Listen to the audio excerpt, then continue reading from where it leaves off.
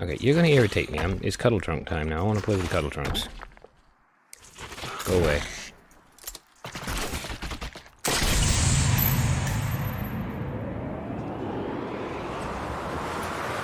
Performing the duties of his office. Digby C. Caesar.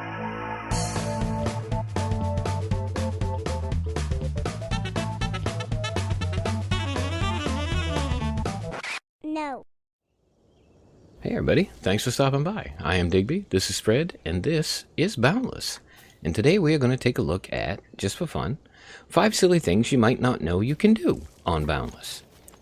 Oh, and stay tuned after the video because there's, a few little outtakes of some of the weirder shit that happened today.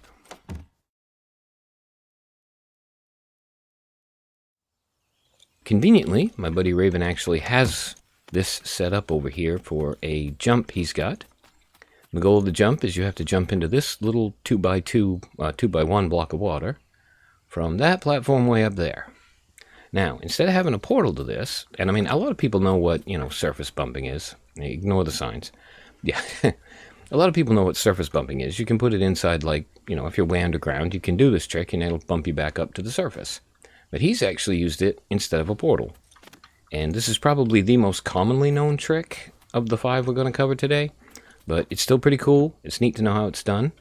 You basically hide a machine over in there. You put one coil here to break the block when you're done.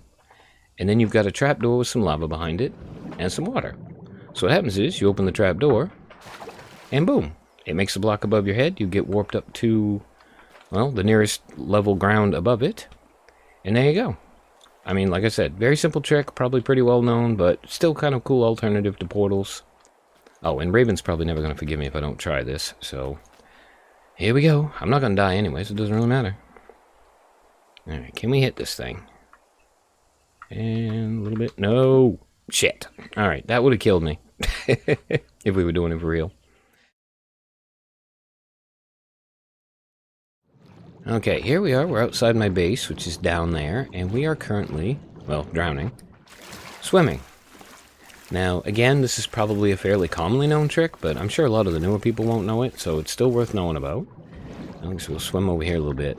And this one basically is that if you swim up and hold your swim bar, which for me is spacebar, I'm on PC, I don't know about the controller. But we'll look at something, and if you stay put until you stop moving entirely, you can then let go of your swim bar. And you ain't gonna sink. You can sit here, you can go through your tools, you can change to, like, shovel, bat, hammer. If I had a chisel, I'd be fine. Because if you're regular swimming, I just moved if you're wondering why I sank, and you want to change tools, or put something in your inventory, you gotta do it this way. So we'll get our chisel, we'll say. And now I'm half drowned. But if you do the swimming trick, or the flotation trick, and again, all you gotta do is just sit put, wait for all movement to cease, and I do mean completely. You see the reticule is still, bobbing slightly. But you wait for all movement to cease, then you let go. You can do this, no problem at all. Oops, that's the same thing. Well, yeah, we'll put the diamond axe in there, sure. There you go. And that's it. I can sit here, like if I was chiseling along the line of the boat, I could sit here and just do the entire line without drowning or worrying about drowning at all. So, again, kind of a cool trick, kind of more well known, but still neat to know that you can do it.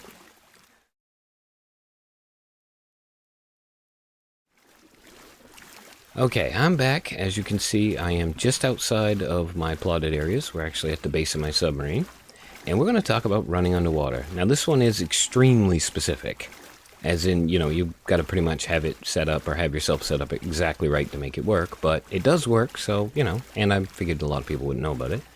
So we're going to cover it. Now, I'm sitting here, like I said, I'm just outside my plotted area, which is nice. And you can probably see way off in the distance there is the far shore. Now, we're going to run from right here to over there, underwater, and not drown. And here's how we're going to do it. So I'm going to switch my character to my builder skill. Yes. So I have a lot of health on this one. Or not health, but stamina. He doesn't actually get tired very fast anyway. And in my inventory here, I'm going to even stack the odds a little bit. I'm going to eat a starberry pie to keep that stamina up. And because he's really fast, and I've got the extra stamina boost, I can then, let me find my hammer here. Oh, here, auto harvest. Where's my liquid breaker? There we go. I can then switch to an AoE liquid breaker hammer. And we'll go down here a little bit. I did eat the pie. Yes, I did. Okay, let me get my torch on. So we'll get down here to the bottom.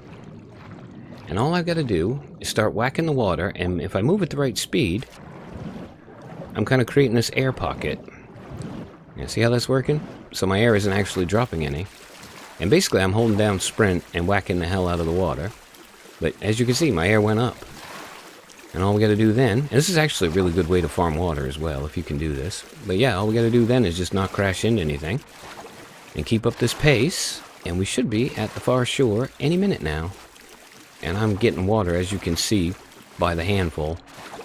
Oh, yep, losing a little bit there. Nope, now we're gaining again. And this looks like we might be here. So yeah, as far as I know, if you've got a big enough stretch of water, you can pretty much run indefinitely. Or at least till the pie runs out. Come on, get me to the shore on time. It's getting a little hilly over here. Oh yeah, we're almost there. It looks like the shoreline. Oops, I just whacked him in the head with a liquid breaker. But yeah, there we go. I just ran all the way from well to hell. In fact, you can't even see the submarine when we started. But yeah, we ran all the way from over there to over here. Underwater.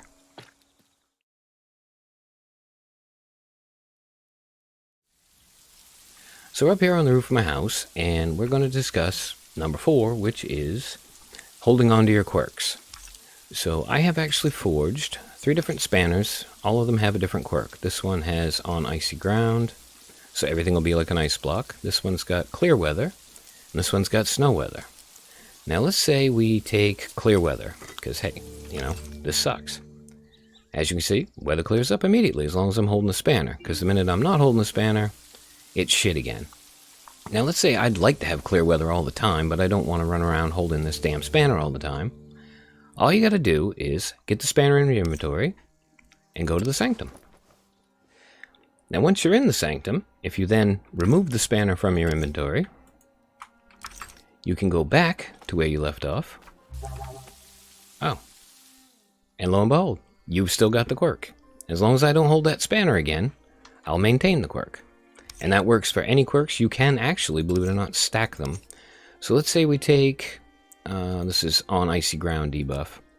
Yeah, you know what? We'll swap it up here. We'll do snowy weather, because, you know, it was not snowing when we left.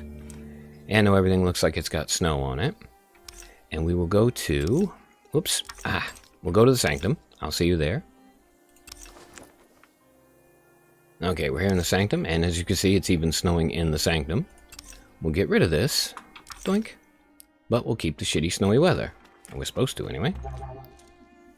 Just like that. Why anyone on Earth would want it to snow all the time, I do not know. But this is for science, so it's fine. Now we're going to go, this is going to be dangerous. We're going to get the on icy ground debuff, a quirk rather. Thank God I'm standing directly on the slope here, because if I try to take off, I'm going to slip. Now we'll go to the sanctum. Again, I'll see you there. I don't know why I keep trying to do it that way. Oops. Okay, and I don't know, I can't really prove that everything's icy ground in here, but you'll have to take my word for it. So we knock that out of the hand, and then we go back to Bayport. And lo and behold, we've got snow, and we are on ice everywhere we go. Again, I don't know why you'd want this. I'm holding the creep key so I can actually walk. But yeah, that's all there is to it. You can have, you can stack these. I've done it up to about 3, I think. So all you gotta do is find a couple of beneficial quirks you like, do that little trick, and you can actually keep them. Zoop. Boom. Now I'm gonna get rid of all this crap because I don't want it anymore. So all I've got to do is, whoops, in the inventory, put snowy weather back in my hand, and then get rid of it. And dupe that out of my inventory, and then we'll put icy ground back in my hand, and get rid of it. And there we go, everything back to normal. Okay, now I do have to go somewhere else to show you the final one of our stupid little tricks, but I will see you when I get to, I'm thinking Besserona should be a good one. I need somewhere that's got a lot of creatures that are really pissed off, and that I know where I can get into a fight pretty easy. So, alright, we're going to run to Best for the final one, and I will see you there.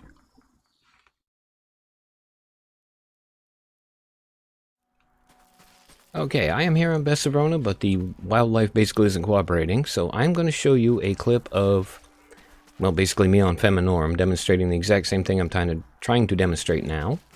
And I'm sorry we didn't get to do it on Best, but this has been a weird trip, that's all I'm going to say. So, enjoy the 5th trick, and I will see you at the end of it.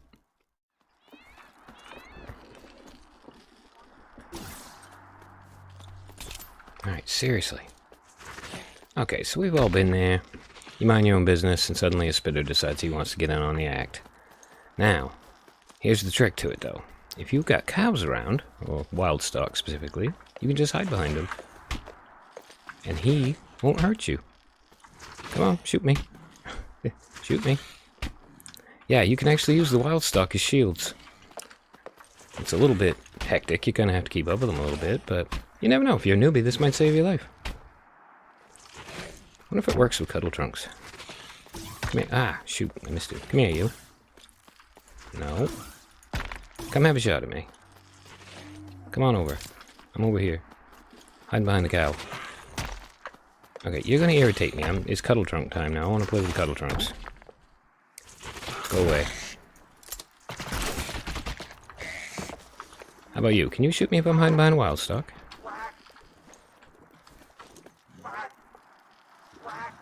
Are you gonna shoot? Okay, you gotta be seriously close to the wild stock, but looked like it worked.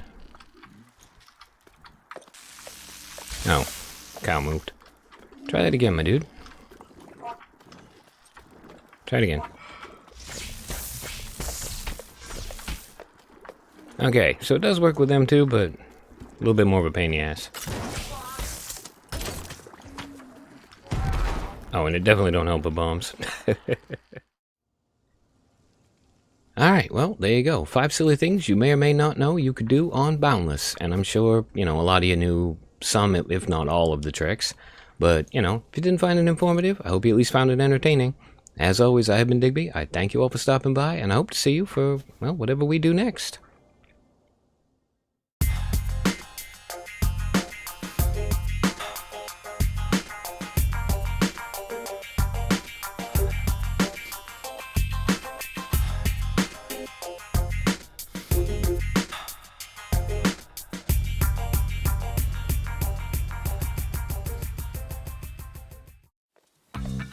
Whoa!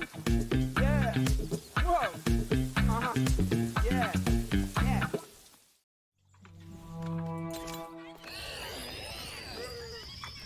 Does any work with hoppers? I have no idea. Excuse me, I need you for science here.